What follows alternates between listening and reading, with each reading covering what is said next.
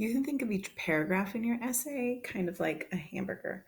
So the top bun here is going to be your topic sentence. The bottom bun here is going to be the link to the rest of your paragraph. Those two buns hold your paragraph together. And then on the inside, you have the meat. That's your evidence um, from your essay, what makes you credible.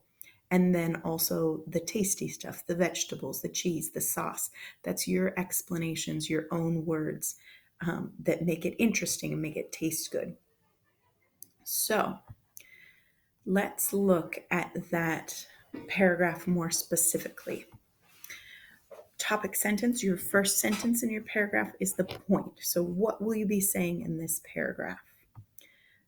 Then you have a supporting sentence that's your explanation. In your own words, you tell more and explain. Then you have your evidence.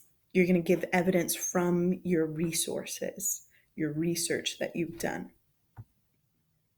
Then you have another supporting sentence that's a comment, your comment in your own words about your evidence. And finally, I have a concluding sentence that links your paragraph back to your thesis, back to the point of your whole essay. And you can kind of remember these by thinking of the word peel. P for point, E for explanation, E for evidence, and L for link. Comment is also kind of like another explanation.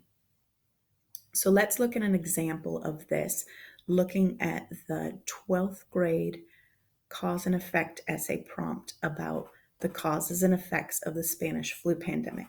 And this paragraph is going to focus on the effect, as you'll see in the topic sentence. The point, this paragraph says, as a result of the Spanish flu, 50 million people died. So I'm focusing on the effect of the Spanish flu that 50 million people died. In that topic sentence, I know that this whole paragraph is going to talk about how 50 million people died because of the Spanish flu. I'm going to use transition words like as a result to connect my essay. You can look back to Unit 7 to see more transition words. Then you have a supporting sentence, your explanation. More people died because of the epidemic than died in World War I. That's my words. And after that, I'm going to use another supporting sentence that gives evidence. According to history.com, most deaths happened during the fall of 1918. Remember, whenever you use a resource, whether you cite it and quote it or not, you need to reference that resource. You need to say where you got your information from. So at the end of my essay, I'm going to put a resources page and I'll put this citation that says where I got my information from. And there's more information on how to cite in your units. Then you have another supporting sentence where you comment in your own words. So I said, this was a devastating loss. And the concluding sentence will link back to the thesis. And remember, my thesis is as a result of the Spanish flu. I listed 3 most important things for me that happened because of the Spanish flu. So I'm going to link that back to my thesis. The epidemic caused a significant number of deaths. These 5 sentences I'm going to put together in one paragraph.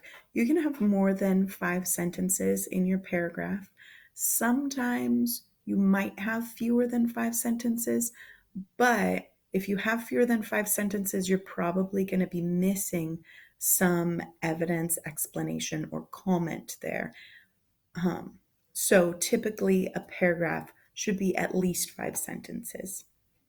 So when I link them all together in a paragraph, it will sound like this. As a result of the Spanish flu, 50 million people died. More people died because of the epidemic than died in World War I. According to History.com, most deaths happened during the fall of 1918. This was a devastating loss. The epidemic caused a significant number of deaths. So I put together a paragraph, and you can remember Peel. Point, your topic sentence, explanation, supporting sentence in your own words, evidence from another resource. Make sure you comment on that evidence and link it back to your thesis.